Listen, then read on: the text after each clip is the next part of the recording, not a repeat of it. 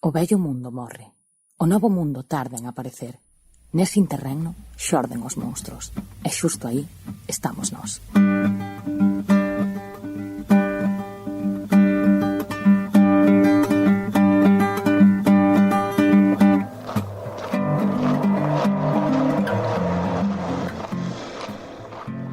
Ola a todas e benvidas ao que é xa o noso 15º programa, que se di pronto, pero con moita alegría. Ao longo deste mes auguramos ter moitos máis, esperamos e prevemos ir xerando contido neste formato e máis noutros, dando acollida a todas esas propostas que nos fixechedes nestes días a través das redes, por as que estamos moi agradecidas tamén. Hoxe temos con nós a Arantxa Vicen, migrante, activista antirracista e, entre outras cousas, membra de Resistencia en Terrallea. Ola, Arantxa, benvida e moitas gracias por estar aquí con nós. Ola, Enia, moitas gracias polo convite e tamén moitas gracias a Xanela por darnos este espazo e que esperamos que non sexa a primeira e última vez. E nada.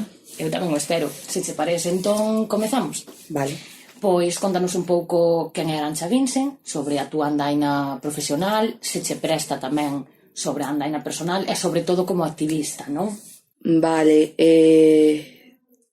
eu basicamente antes de meterme no que a loita antirracista no nivel colectivo se crea unha loita antirracista dentro de min co proceso migratorio que vivín fai 5 anos.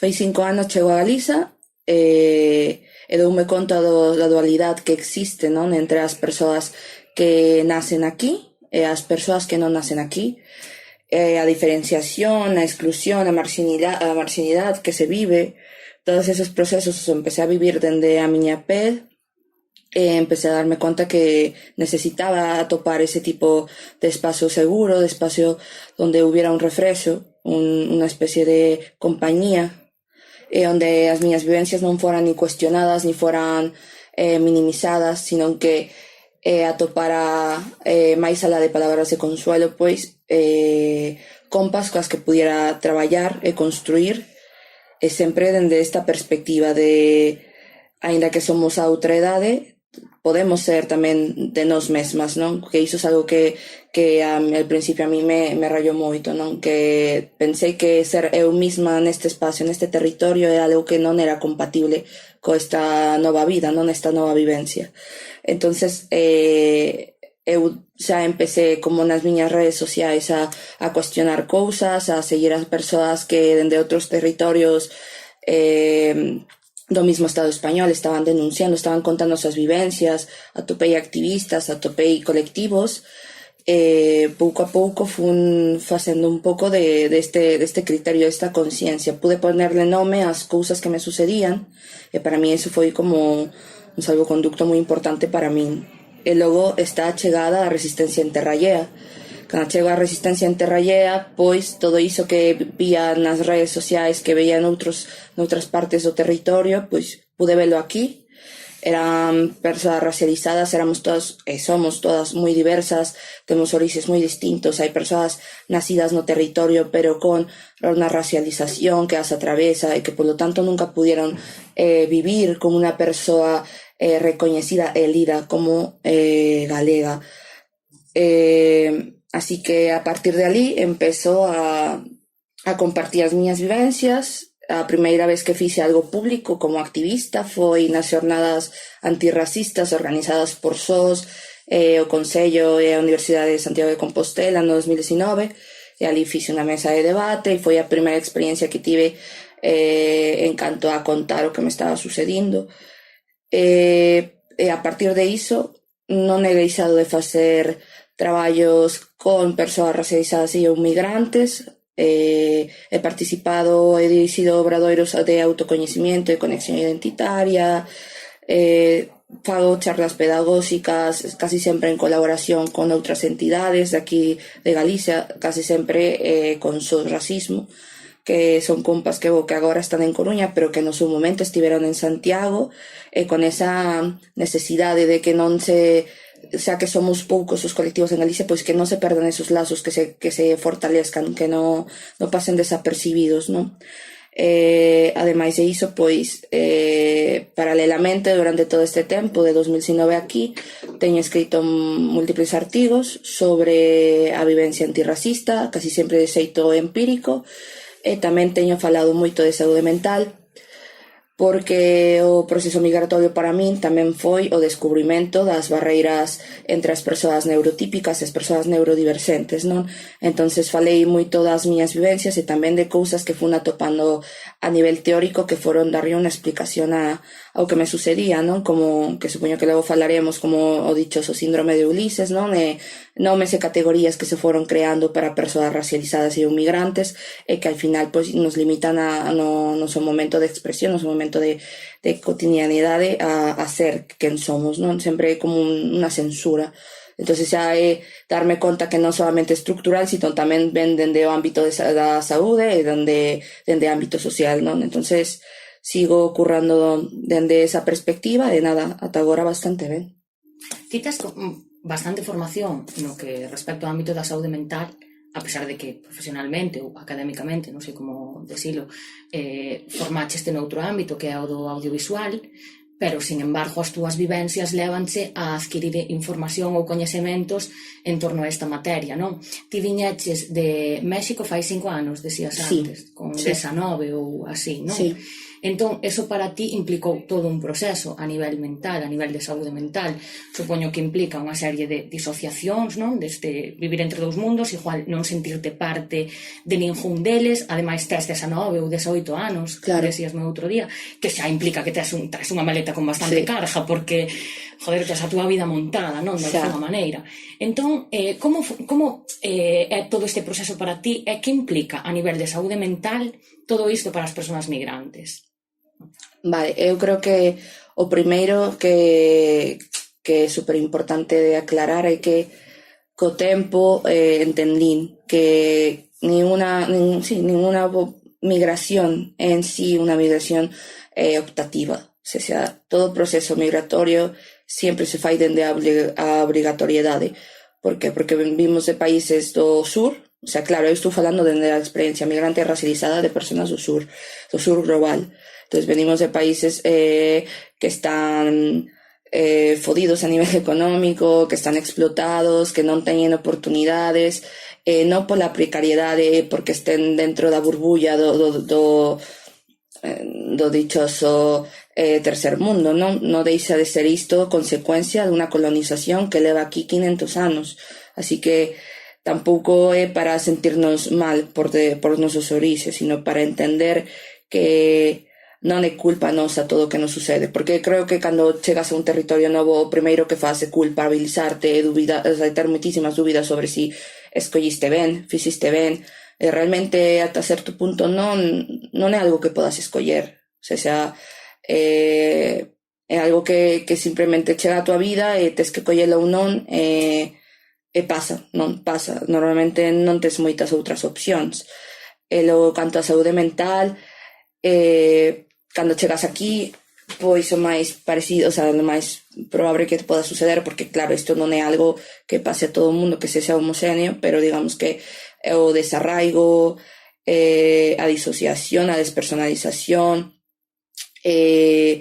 a baixa autoestima tamén, non? Porque non deixas de sentirte pouco recoñecido coa persona estándar, non? O sea, non eres parte de ninguén que ves por ali, e a tua historia da tua vida pois tampouco. Logo tamén, se estás nun proceso migratorio, cando estás nunha idade de desenvolvimento identitario como é a adolescencia, pois quedas moi trastocada.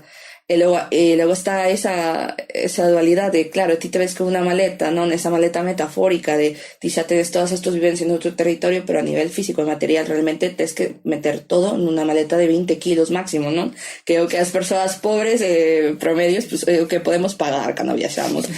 Claro, porque eu estou falando dunha migración unha migración privilexiada, non? Dentro dun avión, con un pasaje, porque claro, eu non viví unha migración de fronteira terrestre, non? Que iso é outro tema e é un xeito de migrar distinto, e seguramente ese tipo de situación se vivirán con outras dificultades a nivel saúde mental, pero sí, o sea, mentras tes toda esa vida, pois tes moi poucas cousas que te lembren esa vida, non? E tamén esa dualidade te fai querer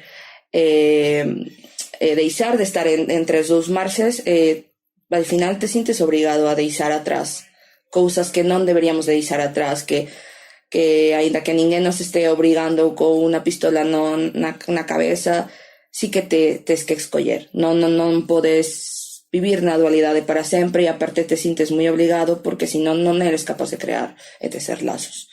Entonces, a nivel de saúde mental, creo que sí que o desarraigo é algo que é moi normal, a sensación e a necesidade imperante de pertenencia e o difícil que é atopala, a dualidade entre esa vida que xa pasaste a que tes que vivir e non saber quen eres e a baixa autoestima, pois todo isto tamén deriva en casos clínicos, ¿no? En depresión, en ansiedade, e claro, cando tes depresión e ansiedade durante un tempo moi prolongado de tempo, o sea, durante un tempo moi prolongado, pois ao final derivan outros trastornos, non? O sea, eu, por exemplo, estou diagnosticada con depresión maior e ansiedade crónica, pero nemergantes aínda así, teño DPDR, que é despersonalización e desrealización, e algo que vai ben, o teño, pues, non sei, es que aparte os diagnósticos te los dá cada quen como quere, non? Pero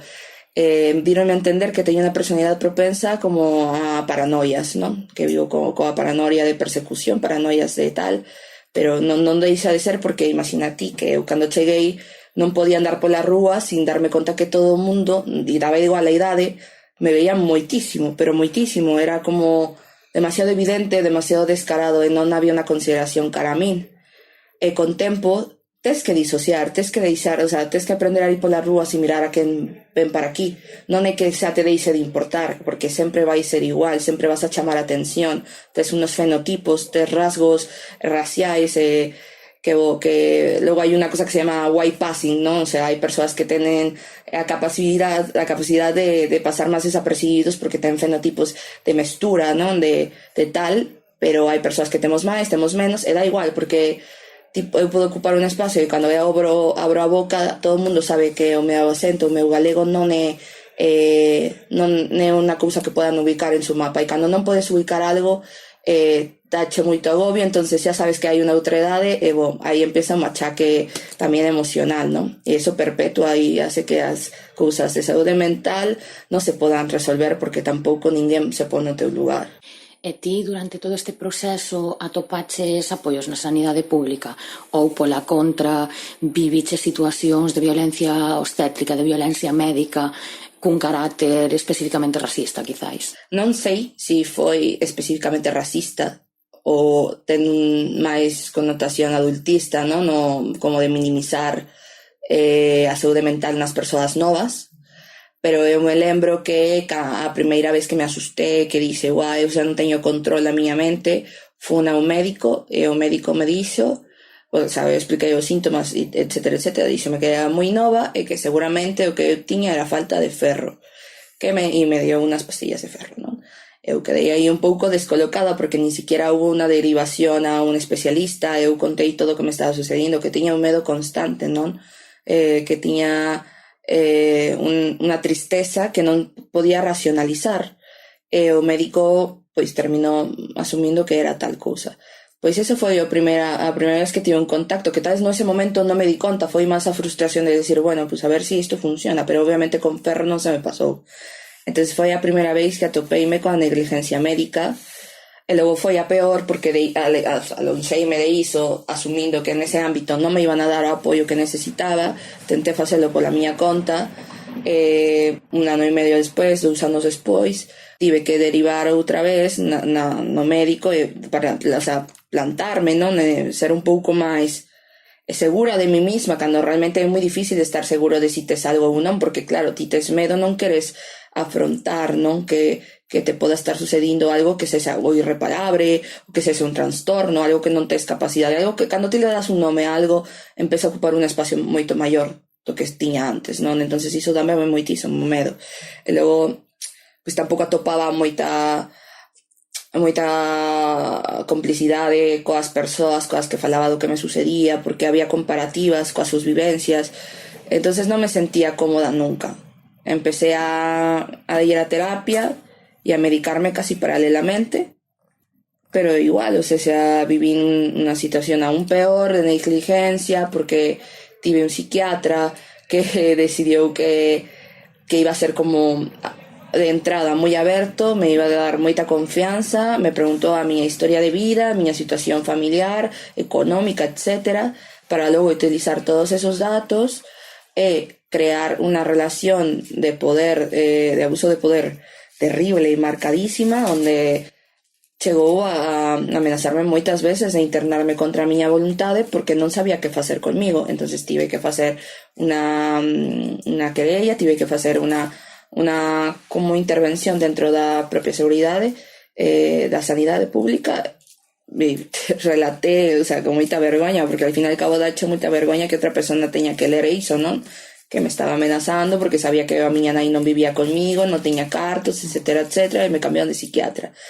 Pero dende ese momento ata aquí eu podo che asegurar que non estou nunha situación de seguimento médico estable porque non han sabido que facer conmigo. Me han derivado a distintos psiquiatras, me cambian constantemente a medicación, me ten feito cousas que non sei se son irreparables ou non, pero que tiveron a nivel físico moitísimos efectos que ata agora non son capaces de revertir, dende cousas dos osos, do peso, non sei, eu creo que a veces sí que me arrepento un pouco, non? Porque todo o mundo te di busca axuda e o sitio onde hai que buscala non é precisamente o sitio máis seguro dende a miña perspectiva. Ti crees que recomendan a medicación quizáis con demasiada facilidade sin ter feito un estudio o suficientemente en profundidade intentando conseguir unha mellora da paciente por outras vías? Sí, moitísimo, porque o sea, supoño que a ti tamén te pasará. Cantas persoas coñeces que están medicadas e canto tempo levamos medicadas e que cousas notamos. O sea, eu teño a ventaxa e o privilexio de ter unha terapeuta que é privada, que ni siquiera é que eu me estou pagando, me está pagando unha persona externa a min, que non é da miña familia, que decide axudarme con iso, e ela é a persoa da que máis me podo fiar, que me di, pois eu te vexo mellor.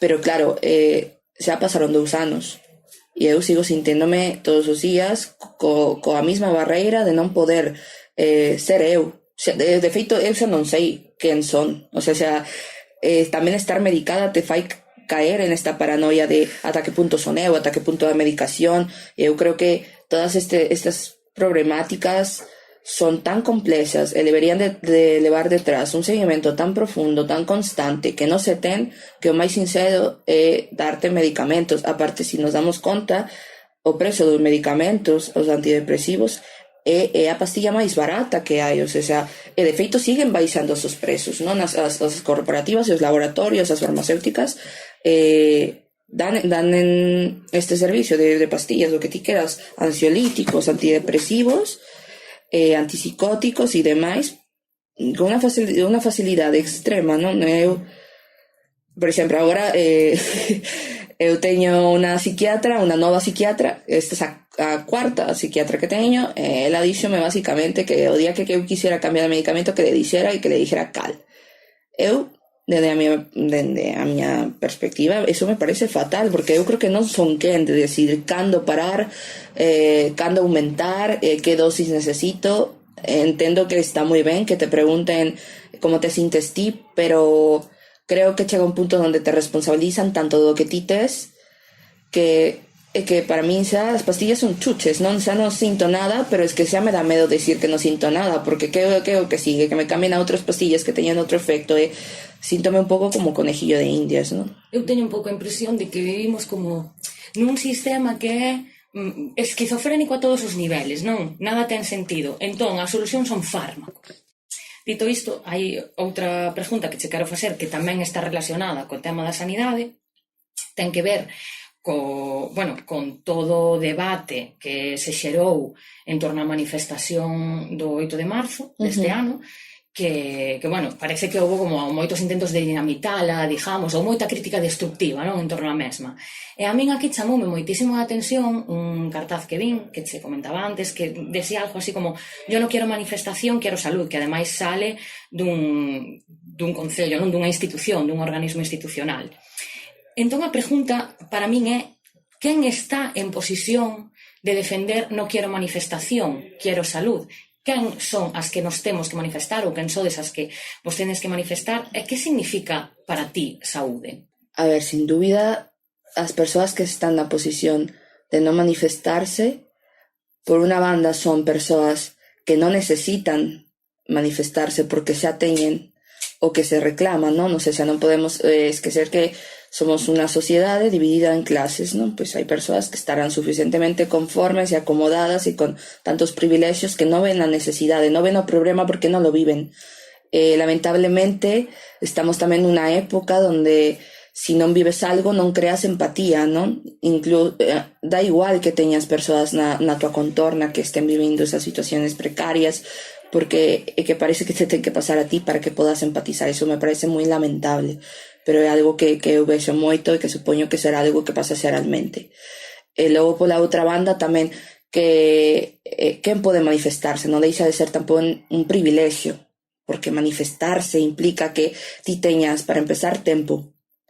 Tempo significa que ti non estés condicionado a un traballo precario, un traballo sin contrato, porque ti non podes decidir facer folga de laboral si estás nunha situación onde non podes parar. Unha persoa neurodiverxente tampouco podería manifestarse porque podías ter un cadro de pánico ali, podías ter un ataque de ansiedade. Eu estado en moitas manifestacións con compas que se ten que ir a mitade da marcha porque se sinten agobiadas, sinten que non poden máis, porque que todas estamos atravesadas por violencias patriarcais de distintos xeitos. Estar ali e poner o corpo non deixa de ser esa especie de déjà vu, de lembrar o que nos fixeron moitas veces de maneira directa e indirecta, e iso tamén é que exponer a nosa mente, ¿no? A nosa saúde mental a ese tipo de vivencias. E logo tamén é que creo que nunca conseguiuse nada sin ese siglo, non?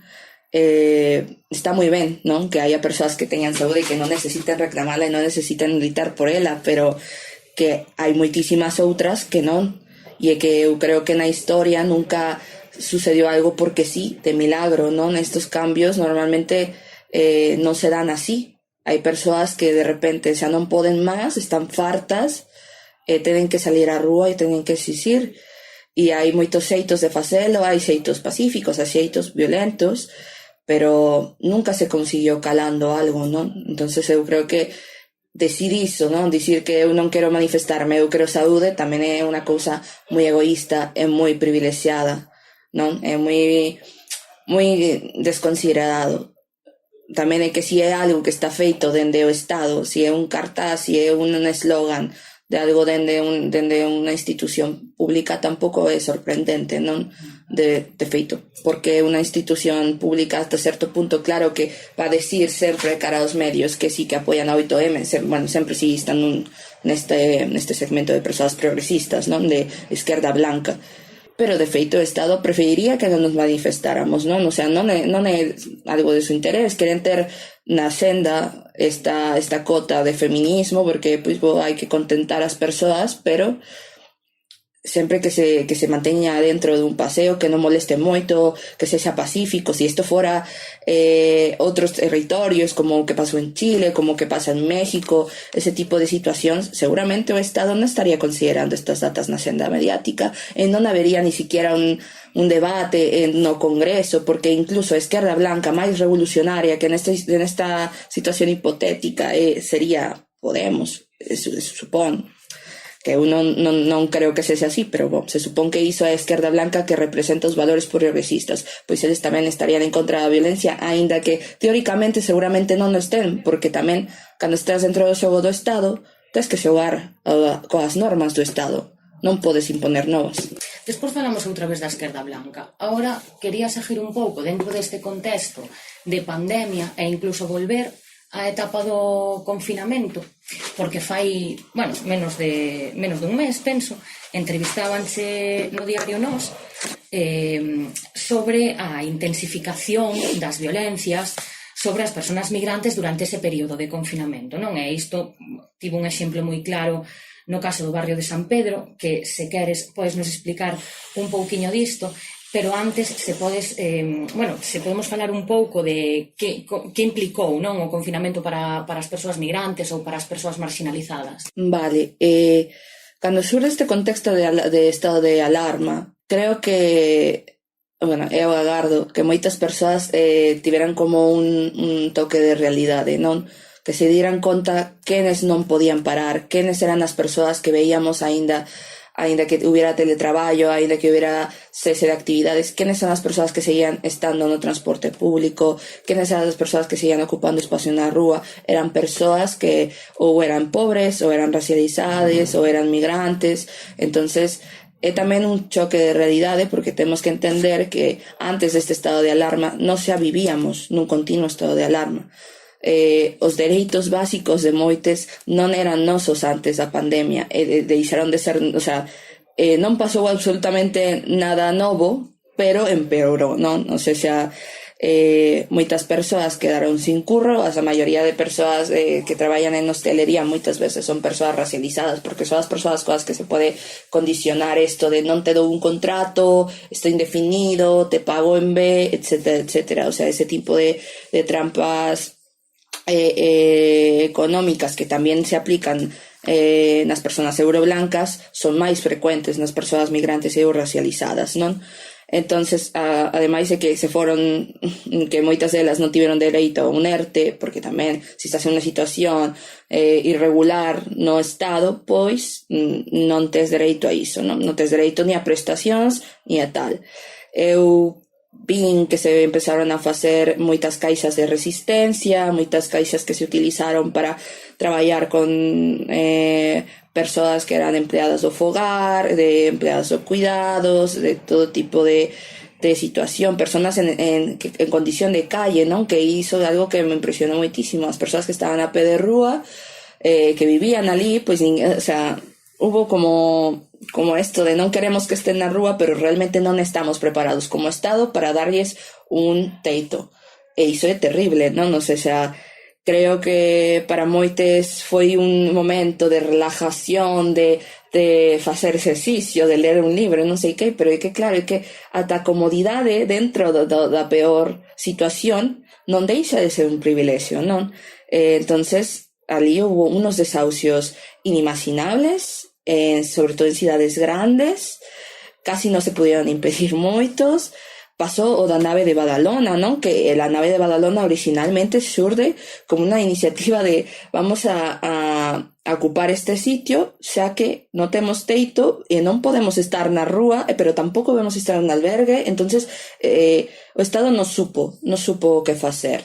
En ese momento se empeza a falar entre certos colectivos antirracistas e empeza o que é a campaña de regularización ya, porque vimos que moitos países estaban empezando a facer unha regularización xa no puntual, non? Que era o que nos daba un pouco de medo, como que pasou co CIES. Os CIES se pecharon puntualmente, pero bueno, outra vez están abertos.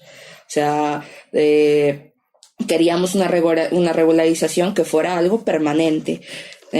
Porque era un estado, era unha situación que nunca había sido vivida e porque non había outra resposta. Non podes ter a persoas en situación irregular exixindo que sigan saindo á rúa a traballar e logo que elas teñan este perigo de ser detidas e ser mandadas a un centro de internamento e logo deportadas.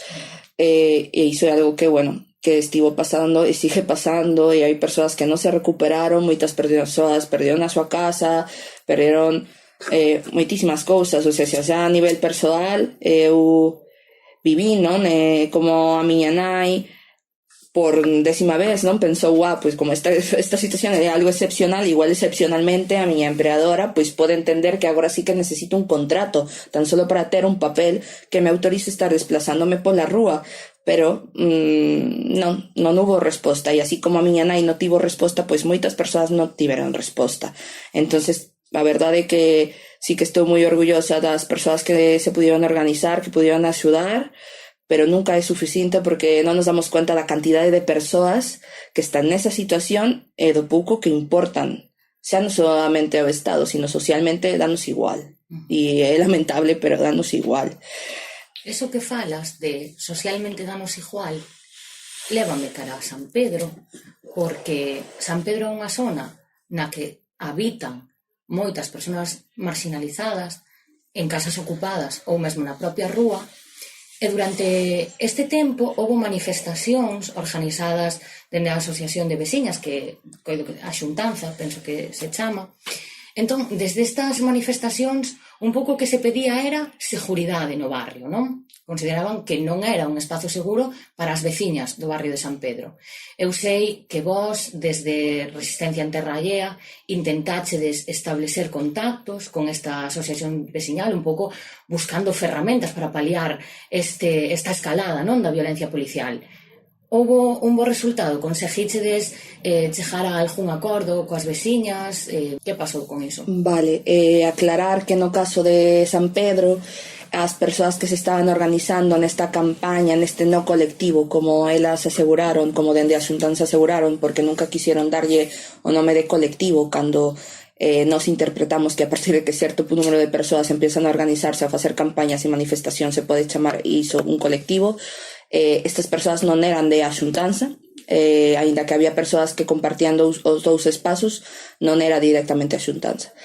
E de feito a Xuntanza en algún momento tentou a través de algún comunicado como que desligarse un pouco de isto, pero nunca condenou o sucedido, e iso foi o que nos fixo sentir bastante incómodas e indignadas. Así que tentamos interpelar directamente coa Asociación da Xuntanza e fixemos unha reunión. Nesta reunión se falou das cousas que nos estaban tindo en conta, porque todo isto xurde a raíz de un caso puntual donde había un suposto trapicheo de drogas nunha vivenda na rúa Belvis. Pois isto se extrapolou a o chamado de unha axencia de desocupación abertamente de ultradereitas, con xeitos moi cuestionables, moi violentos para desalojar vivendas. Iso xa meteu bastante medo no barrio, porque as persoas que están ali, que son de colectivos minoritarios, non son ignorantes do que significa que este tipo de persoas estén por ali, porque aínda que ti non estés ocupando unha vivenda, pois hai unos estigmas e unos estereotipos que eles comparten e que home, non che fain sentir seguro. E despois deste suceso chega o momento donde este no colectivo, por un San Pedro seguro, decide ir ao Consello a solicitar axuda.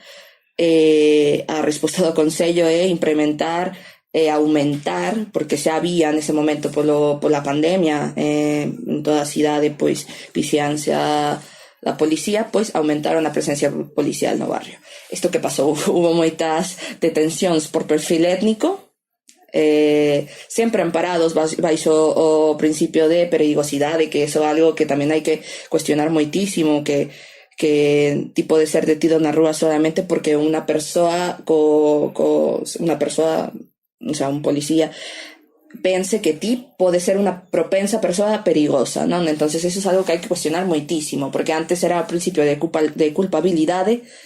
Entonces, aínda si había detencións por perfil étnico e redadas racistas, pois era un pouco máis difícil, non, que estas cousas sucedieran, pero bueno, a lei se ha modificado e agora é por perigosidade. Pois entonces sucedieron detencións por fenotipo racial.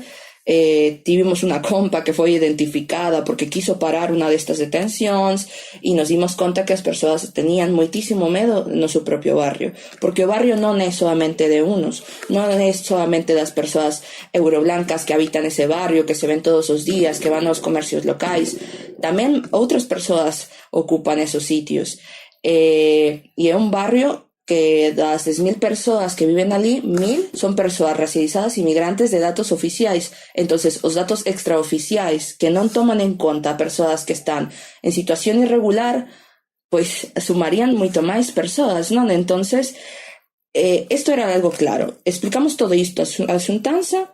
Al principio se tomou como con cierto rechazo, porque non podemos olvidar que o discurso antirracista é incómodo para as persoas euroblancas, pero se aceptou.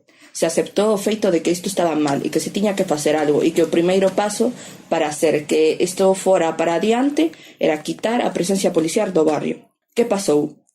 Isto foi en novembro do ano pasado, non volvimos a falar, lanzaron un comunicado apoiando as manifestacións por un San Pedro seguro. Nosotras, a verdade, que nos quedamos bastante descolocadas porque non tiña nada de coherencia co que tiñamos falado. Volvimos a solicitar unha xuntanza porque pensamos que era un tema moi moi importante, e isto lo solicitamos en xaneiro. Se rechazou a reunión por temas así que logísticos, supoño eu, por parte de elas. Ata agora non temos máis comunicación, pero nós estamos a la espera, non? Non sei, xa estamos coa campaña de normalizados dereitos. Nos campaña de normalizados dereitos tuvo unha manifestación onde o 18 de diciembre ocupamos Outoural e falamos das cousas que estaban pasando, e volvimos a recordar que en San Pedro está pasando isto e ninguén está facendo nada. Creo que é algo que se está queriendo ignorar, porque de verdad, o sea, volviendo un pouco ao último que dixe, que danos igual como sociedade, porque non vivimos iso. Entonces o individualismo pode máis que todo. E tamén que estamos en unha situación onde cada quen ten que salvarse como a sí mesmo, entonces pensamos pouco niso. Pero que estamos todavía esperando que haya aí algún diálogo, e todavía pois poderíamos facer algo, pero non depende de nós. Vale, que hai aumento da presión policial e a ausencia total de políticas públicas orientadas a mellorar a vida destas persoas. Claro, que iso que tería que haber feito o Consello, non? Algo que non apoiamos dende Resistencia e que non toleramos, e que fagan como intervencións sociales dende traballar directamente con colectivos que non temos ni idea do que viven, ni idea do que fan, na súa cultura, ni das súas necesidades. Non, eu creo que o primeiro que se ten que facer é falar con estas persoas euroblancas privilexiadas e decirlles, está pasando isto, teñen unha responsabilidade da hostia e non están asumindo esa responsabilidade, non? Isto un pouco o paralelismo isto da responsabilidade efectiva, pois tamén hai unha responsabilidade colectiva, non? Non podes pretender que unha relación se establezca de un xeito respetuoso e de confianza si ti tampouco estás facendo nada para crear esa relación. Non se quere crear ninguna relación no barrio, se quere erradicar a este sector da veciñanza. Apelastes en varias ocasións ao tema do ser euroblanco. Sí. E isto eu enfío con outra cuestión que tamén se quero plantear, que ten que ver co ámbito concreto do feminismo ou dos feminismos en plural. Gustaríame que conversáramos un pouco sobre os presupostos do chamado feminismo decolonial, unha das tantas vertentes do feminismo. Sí. Gustaríame tamén que faláramos do feminismo como un movimento supremacista blanco, que é algo do que tamén teño conversado contigo, sí, noutras ocasións, sobre como o feminismo se utiliza tamén de maneira vantaxista moitas veces. Incluso parece contradictorio, non? Pero hai moitas veces que esa mesma extrema dereita que rexeita o feminismo a capa e a espada, despois apela ao feminismo para rexeitar as persoas migrantes dicindo que non son civilizadas, que vienen a violar a nuestras mujeres. Entón, quixera preguntarche, por un lado, que faláramos un pouco dos presupostos deste feminismo decolonial, sobre todo co que ten que ver ca ruptura do sistema binario. Podemos ligalo tamén a todo o que está pasando ca tan debatida lei trans, que implica esta lei trans para as persoas migrantes.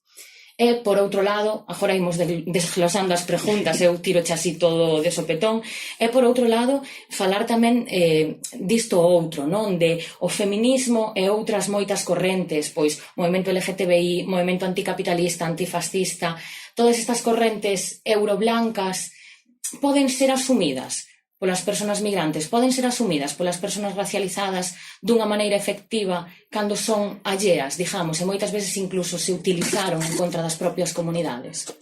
Vale, pois, a ver, para plantexar un pouco o que é o feminismo decolonial, tamén é importante o que é, o sea, falar un pouco do colonialismo e a colonialidade, non? O colonialismo é un feito histórico, é o momento no que xurden as devanditas conquistas, cando empezan a haber estos hurtos, estos xenocidios por parte das poblacións que tiñan un avance diferente, que eu non creo que sexa superior, sino un avance diferente ás poboacións indígenas e as poboacións que estaban en outros territorios. Tamén retomar un pouco que cando sucede isto, cando xurde de verdad o capitalismo. O capitalismo sempre, o sea, dende unha perspectiva blanca, sempre que pensamos en capitalismo, pensamos en revolución industrial, pero realmente o capitalismo xurde cando se empieza a facer extra explotación y extractivismo, extractivismo das riquezas destos novos territorios, como son as materias primas, ya sea oro, petróleo, todo ese tipo de riquezas que se foron explotando dende esos territorios, explotación das persoas, o comercio coas vidas desas persoas, o primer documento, que sería o primer documento racista, donde se pode empezar a falar do racismo, que serían as leyes de Indias. As leyes de Indias foron este documento donde se falou sobre ata que punto se podía tratar as persoas indígenas e negras como persoas. Se concluyou en que as persoas indígenas, como eran máis similares, o sea, isto é puro colorismo, é pura interpretación de gama de cores de pele, pois como as persoas indígenas eran un pouco máis similares ás persoas blancas, pois elas podían traballar dentro das casas, podían ter certas similitudes coas hábitos, non sei, tú non metías un negro a unha facenda, sino que metías unha persona indígena por o seu cor de pele, non? Por a similitude que tiña. E logo se concluyó que as persoas negras non tiñan alma, e polo tanto o comercio coas persoas negras siguió descaradamente, prolongadamente. Eso non quita que as persoas indígenas tamén siguieran sendo un comercio, pero temos que recalcar que as persoas negras foron as que máis sufriron, as que máis violencias teñen e as que ancestralmente están máis atravesadas por este racismo, non? Porque que o postulado era que non eran seres humanos. Realmente as persoas negras non as empezamos a humanizar ata fai nada, non? O sea, estamos falando que a esclavitude existía fai 100 anos. Entonces é algo impresionante, non? Isto é o colonialismo. E logo chega a colonialidade, que é o fillo do colonialismo, é dicir, as dinámicas que temos agora, as jerarquías de poder, este dominio, estas divisións sur e norte, todo isto é a colonialidade que sigue aquí, que é herdada, non? E que nos seguimos reproducindo. Bueno, a partir de isto, no século XX, empezan moitas mulleres a traballar o que é a decolonialidade, que é da intención de deconstruir estas enseñanzas coloniais que tamén nos nosos territorios temos moi arraigadas. Esta loita decolonial pois abarcaba moitísimos frentes, como é o antifascismo, o marxismo, o feminismo, a loita comunitaria. O sea, era algo que se asumía porque nos empezamos a dar conta de que había moitas cousas que habíamos asumido e que nunca habíamos cuestionado. Así que cando falamos de feminismo decolonial, eu creo que é máis sincero entender que dentro do antirracismo todas estas loitas, o feminismo, o ecologismo, o antifascismo son indispensables, non? Non podemos entender a decolonialidade sin feminismo, non podemos entender a decolonialidade sin antifascismo, son parte de... Cando tes que presentarte, non sei, en un sitio onde hai máis feminismos, escolles a terminoloxía feminismo decolonial, pero non deixa de ser antirracismo decolonial, non? É algo tal. Cousa que non sucede ao revés, non? Porque ti podes ser feminista e non antirracista. En cambio, nós pois non concibimos eso.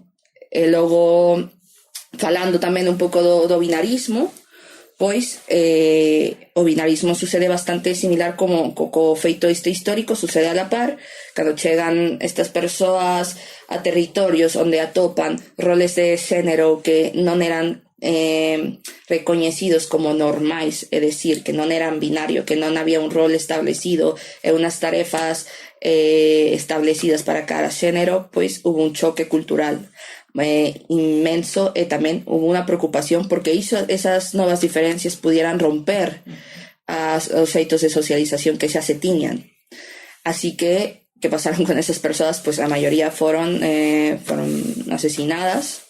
La mayoría de personas que representaban una corporalidad, una performatividad, una identidad de género muy distinta, muy dispar, que causaba mucha impresión, fueron asesinadas. Se trató de todo escrito, porque claro, o sea, que me da a veces esa impresión, ¿no? Que desde la perspectiva de Blanca y de la colonización no se toma en cuenta que existían escritos, existían grabados, existía toda una serie de cosas que iban como siendo parte da memoria, non? Non só eran sociedades orais, sino que tamén había xa postulados teóricos, por decirlo dese xeito, ainda que non foran academicistas e ainda que non foran escritos baixo a mesma linguaxe.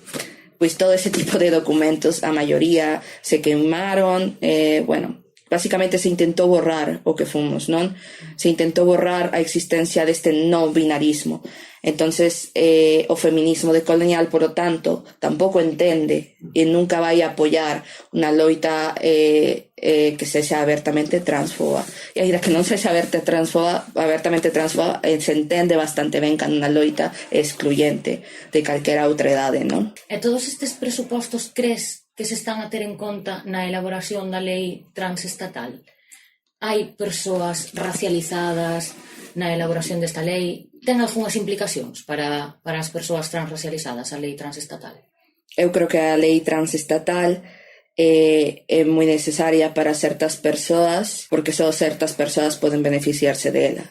O sea, unha vez máis, non podemos esquecer que o Estado sigue sendo quen impone e quen postula como poden ser as cousas ou non. Entonces o Estado non vai ver ni a recoñecer cousas que dende a súa perspectiva non existen. Non sei, xa, si te das conta, na lei trans non se fala de persoas non binarias.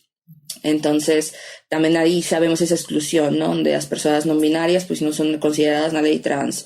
E tampouco se fala de que moitas persoas trans tamén son racializadas e que moitas persoas transracializadas son persoas en situación irregular. Entonces é un pouco como volver ao mesmo. Si non hai unha revisión da lei de extranxería que non, o sea, que te imposibilita vivir xa de xeito binario, non? O sea, aínda que ti foras unha persoa cis, hetero, que ti queras, foras unha persoa migrada, racializada, si tienes unha situación regular no Estado, no país, no territorio, pois non te podes favorecer de ninguna destas leyes. Entonces non deixa de ser excluyente como todas as leyes que postule o Estado. Ao final, o tema da lei de estranxería un pouco que van a poñer sobre a mesa é que todos estes avances que son lexítimos e que son necesarios non son para todas, non? Sí. E isto levame un pouco tamén ao terreo da política propiamente dita. Quixera preguntarche, neste senso, se para ti a política institucional, en vistas a toda esta ausencia dunha estructura eficaz da que poidan tomar parte as persoas racializadas, se crees que a política institucional é unha vía efectiva para conseguir introducir este tipo de demandas que estamos plantexando aquí na axenda política para acabar con ese racismo institucional, e se confías, e volvo agora ao tema da esquerda política blanca, se ti confías nestas posibilidades, se confías na esquerda política como unha aliada.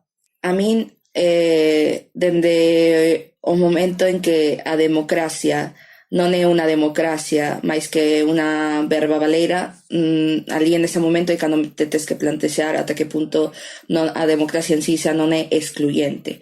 Por que? Porque non todo o mundo que viva neste territorio, aínda que sexa nacido neste territorio, que iso tampouco tería que ter unha carga de peso maior, pero que é máis lóxico, non? A nosa lógica nos resulta, bueno, se nasiches aquí, por que non vais a poder ser parte do xogo da democracia? Pois, porque non vais a ter dereito a voto. Entonces eu creo que xa, a partir de que ti non podes decidir ni participar no xogo da política, que está amparado pola democracia para decir que é plural, pois ali xa sabes que o Estado non está traballando por ti. Se eu non teño o dereito de participar nas eleccións, xa dá igual a que nivel sexa, simplemente se eu non teño ese dereito, por que vou a sentir que o Estado vai representar as miñas necesidades? Vai ser todo o efecto contrario, non? Vou a sentirme desamparada e decepcionada. Gustaríanos que fora de outro xeito, pero non é así. Entonces a esquerda blanca non deixa de usar os mesmos mecanismos como embellecidos, ¿no? Embellecidos en una capa democrática que siguen sendo excluyentes. O sea, a Esquerra Blanca non deixa de xogar o mismo xogo que xogan a dereita. O que pasa é que, vamos a ver, ninguén que sexa abertamente de esquerdas quere ser de dereitas, pero é que para as persoas que están fora dese xogo, fora dos marxes, as persoas que están na periferia, nunca van a ter cabida ali. O Estado non vai ver por nós. Entendo que, mira, isto é algo que me parece curioso. O sea, este é un debate que se ten moito en espacios feministas. Ata que punto é representativo ou importante que haya mulleres na política? Pois a mí non me queda tan claro, porque pois ti como muller privilexiada, si ves a Irene Montero ocupando un espazo, pois igual te sintes como representada, pero si ti eres unha muller pobre que non ten as mesmas vivencias que Irene Montero, pois igual e non, pois pasa o mismo, en plan, se eu ves unha persoa racisada e un migrante dentro do Congreso, sei que non está ali para min.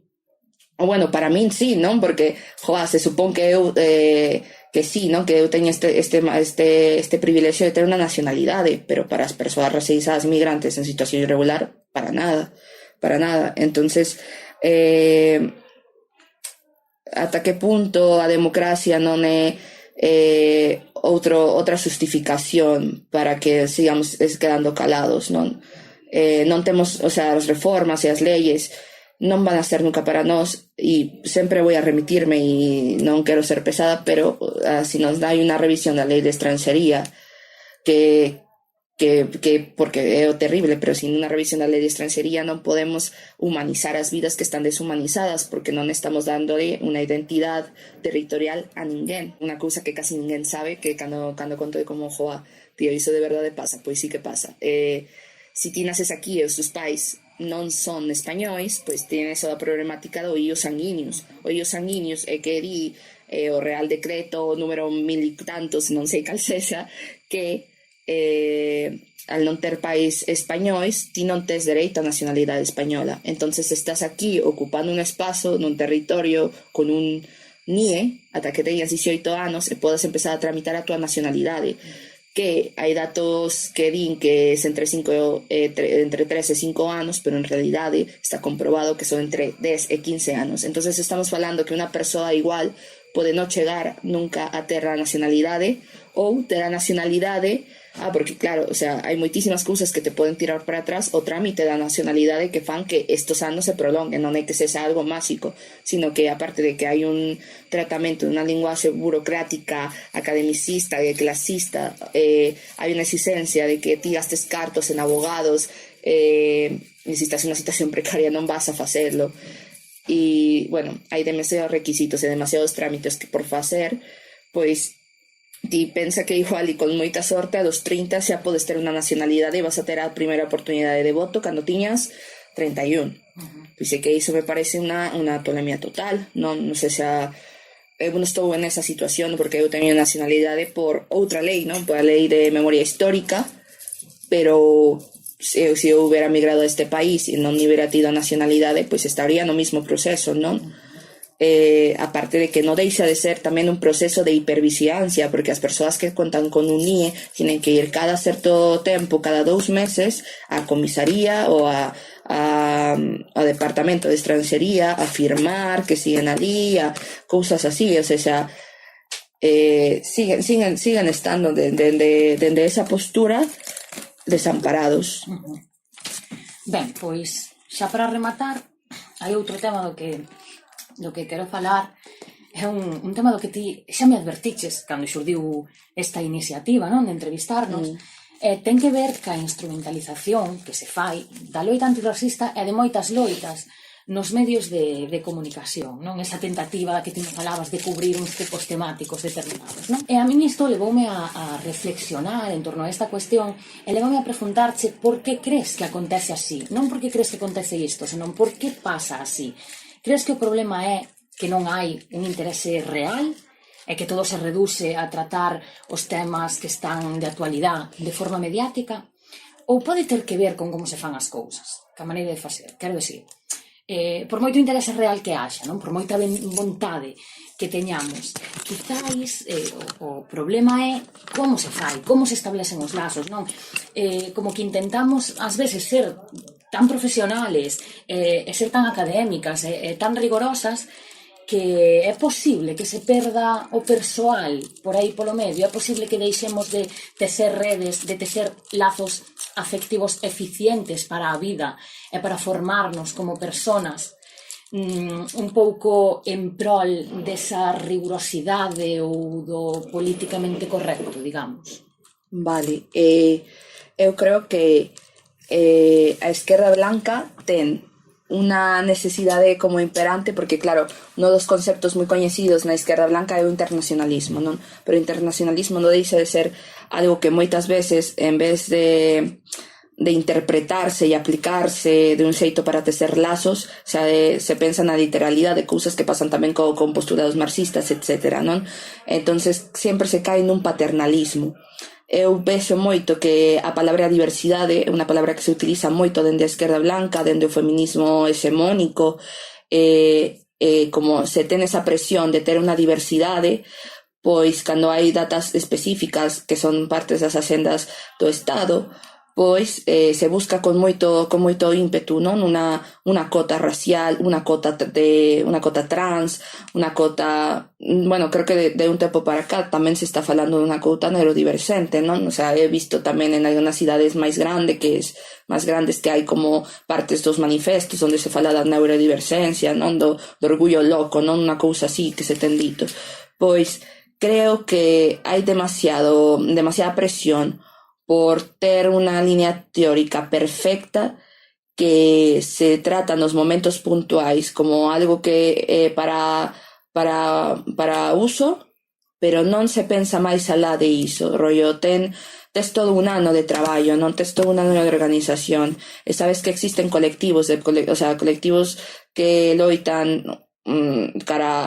coas minorías ou que representan pois discursos alternativos ou que podería haber unos lazos, non? Pero non nace dos colectivos hexemónicos isto, porque hai moito medo a romper o dogmatismo, non? O discurso, a ideoloxía. É máis importante estar dentro dunha marxe, dunha etiqueta, que ter conversas sobre as vivencias que atravesan os nosos corpos, os corpos das persoas trans, os corpos das persoas neurodiverxentes. Entonces, dame a sensación que al final todo se reduce a unha cota. Somos unha cota e ocupamos un espacio puntual, pero realmente, quenes son os que siguen tendo acceso aos medios? Quenes son quenes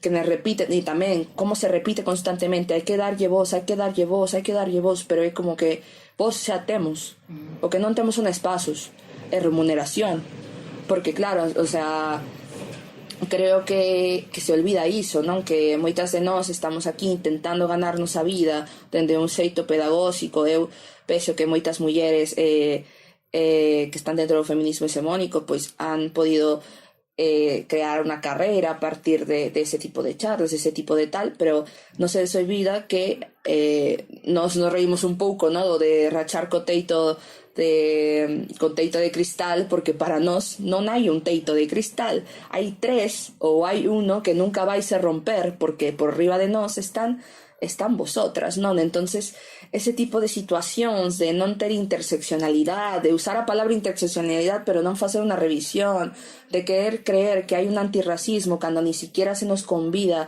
a esos espacios para falar de antirracismo, non deixa de ser unha apropiación do noso discurso que ha habido sempre, non?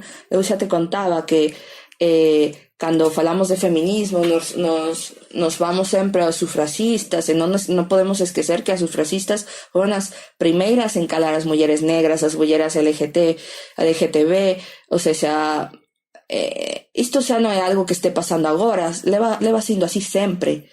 Sí que dame un pouco de raiva, porque eu creo que hai moitas compas en la luta feminista, con compas en outros feminismos, porque creo que sí que hai feminismos non hexemónicos cos que se pode currar, cos que se pode crear espazos, porque tamén eu creo que moitas de nós non estamos dispostos a gastar esforzos, enerxía e saúde mental porque de verdade creemos que a saúde é algo integral, non? Saúde, corpo e mente, non? Entonces é como non estamos dispostos a colaborar xa directamente co feminismo hexemónico, pero sí que poderíamos tecer alianzas con outros. O que pasa é isto, non? Que se repiten as mismas dinámicas dos espazos que antes xa eran conquistados ou que xa antes xa estaban dominados polos homes en espazos de mulleres. E creo que temos que pensar que igual nós non temos esas necesidades e que a nós non nos va a funcionar dese xeito, non? O sea, se a eles non les funciona, porque a nós sí. E tamén creo que iso que diso do persoal, estamos esquecendo que a loita política, a loita que para min é algo cotidiano, o persoal non deixa de ser algo político e o político non deixa de ser algo persoal, e non podemos tratar as nosas compas de militanza solamente como compas de facer cartaces e teorizar e decir cousas por un grupo de WhatsApp. Temos que coñecer as vivencias de todas, non? Incluso creo que dentro do feminismo hexemónico é algo que tamén non está sucedindo, non? Non se están coñecendo, están sendo compañeras como de un curro, non? De un traballo. E iso é algo que deixa moito que deixar, non sei, a min pareceme que se está desaproveitando un movimento moi grande tentando reproducir o mismo que xa sabemos que non funciona.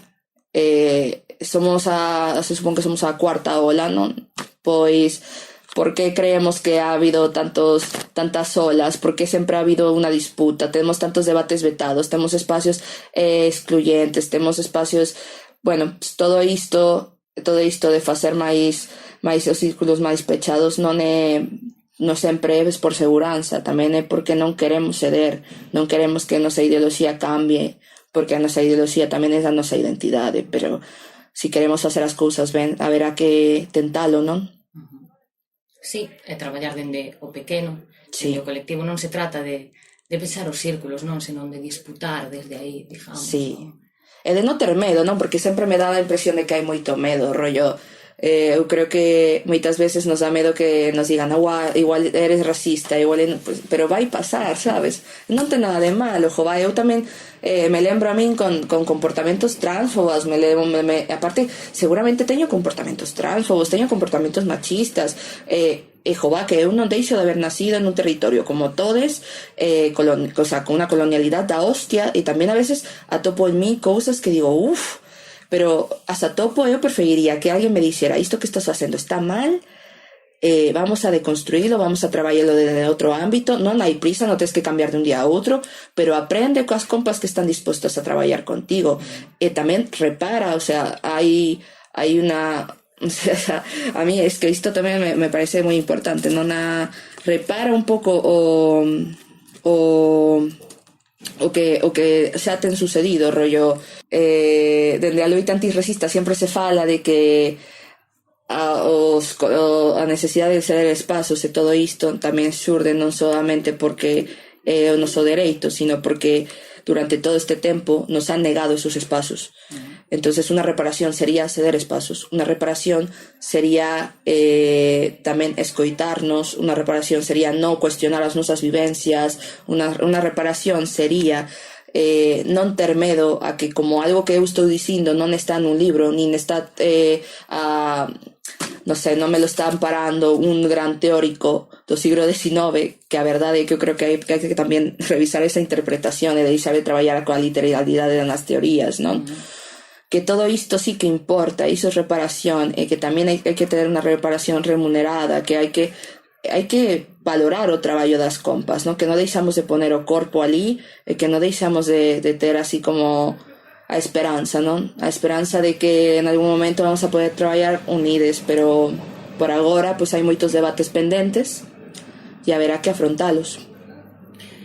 Falaches un par de veces do medo, xa remato, que non quero pero falas un par de veces do medo, eu tamén é unha cousa sobre a que reflexiono moito, porque a min pareceme que o medo pode ser un espazo de non sei se de confluencia, un espazo común, porque todas temos medo, e non acostumamos falar do medo, e quizáis o medo sexa unha ferramenta moi interesante a hora de poñelo sobre a mesa, falar dos nosos medos, e a través deso, pois poder dialogar tamén, non? Cun pouco máis de non sei, de seguridade, aceptando, pois iso que é o que che dá medo e construirte tamén a ti misma ou construirnos a nós mismas en base a iso, a aceptar eses medos e a dicir, pois mira, eu outro día que che comentaba, non, eu tiña ganas de coñecerche, viña con certas inseguridades porque son blancas, sei que podo reproducir determinadas conductas racistas, entón o feito de falar dese medo tamén me leva a que ti fales dos teus medos, non sei, como que poñamos un pouco en común e que podamos chegar a diálogos que de outra maneira non serían posibles, non? Sí, o sea, creo que iso, o sea, a mí dame moita esperanza, non sei como ves a ti, pero a mí dame moita esperanza ver que é unha tendencia no discurso actual, tanto identitario como político, que se esté falando de cuidados e que se esté falando de responsabilidade afectiva e que se esté falando de todas estas novas terminoloxías que están chegando a noso territorio. Dame medo tamén, o sea, joa, el medo. Dame medo que pase o mismo que ha pasado coa palabra interseccionalidade, coa palabra LGTB friendly, non? O que ha pasado co antirracismo, non? Que son palabras que moitas veces collemos porque nos parece moi bonita a idea, a idealizamos, pero realmente non traballamos de feito concreto e profundizamos no que poderíamos estar facendo. Pero eu creo que cando falamos de círculo de cuidados, cando falamos de autocuidados e de responsabilidade efectiva, é algo que é super necesario entre nós. Durante todo este tempo os homes han minimizado e desvalorizado moitísimo, o sea, o nivel de infravalor que teñen os homes cara ás relaciones de cuidados, a responsabilidade efectiva, durante todo este tempo les ha pasado factura. E esa factura é que nós estamos aquí ocupando espazos. E eso é algo que eles non poden facer do mesmo xeito que nós, porque nós sí que temos esas necesidades que queremos cubrir a toda costa. Eles se dan conta, non, no camiño, non, que igual é algo que les va a beneficiar, como moitos homes que se dan conta que o feminismo é unha loita que al final tamén va a beneficiar os homes, non? Pero é que me parece hiper importante que non deixemos que esas palabras se queden ali como un eslogan más, como ha pasado coa interseccionalidade, que rescatemos esos conceptos e que los ponamos a prueba e que sempre al principio dá medo todo, non? Intentar cousas novas dá medo. Pero, jova, a verdade é que si funcionáramos así, si empezáramos a ter responsabilidade efectiva, que deixáramos de reproducir as mesmas dinámicas asquerosas nos debates que teñen entre homes, porque eu estado en asambleas e seguramente ti, onde as compas se falten al respeto, porque é algo que temos xa aprendido, todas esas cousas non sucederían se xa tivéramos esto dos cuidados, dos autocuidados e da responsabilidade afectiva arraigada, porque creo que estamos no momento en el que podemos de verdade darlle moito máis valor por primeira vez ás relaciones de compañeiras, as relaciones de amistade, en contra as relaciones de amor romántico e de parella monógama binaria. Creo que podemos romper por primeira vez en moito tempo con iso, e que se non facemos vamos a perder unha oportunidade da hostia. O sea, eu agardo que isto é algo que se nos vaya quedando ali. Eu cada vez vexo máis rapazes e logo me sorprende moitísimo que son rapazas moito máis menores que a min. Xa me hubiera gustado a min ter 15 anos, tío, e estar falando de responsabilidade efectiva, porque me hubiera, es que me faltó moitísimo, e que me hubiera encantado saber que eso existía, e que había autocuidados e que non sei que, o sea, todas esas cousas. Digo, jova, pois que guai que vienen novas xeracións e que están pensando en elas, porque a mí non me enseñaron a pensar en mí ni en as miñas compañeiras, al contrario, todas estas cousas que nos impuso o patriarcado é algo co que podemos rachar agora mismo, porque temos as ferramentas e os instrumentos. O que pasa é que hai que tomarlo en serio, non reproducir e idealizar as cousas. Tampouco son conceptos perfectos, ¿no? Son como... Otra vez, no hay que tomar las cosas a literalidad, no hay que sentirnos culpables si tenemos un fallo con una colega ni nada, sino que hay que interpretarlo y aplicarlo día a día. Eso yo creo que sería fantástico, y eso nos va a ayudar muchísimo a la lucha feminista, va a ayudar muchísimo a que os feminismos de verdade se empecen a entender. Bueno, Arantxa, pois, pola miña parte, agora sí, chegamos ao final. Moitísimas gracias. E seguimos tesendo redes e, sobre todo, creándonos a nós mismos, sempre que ti queiras. Sí, moitísimas gracias.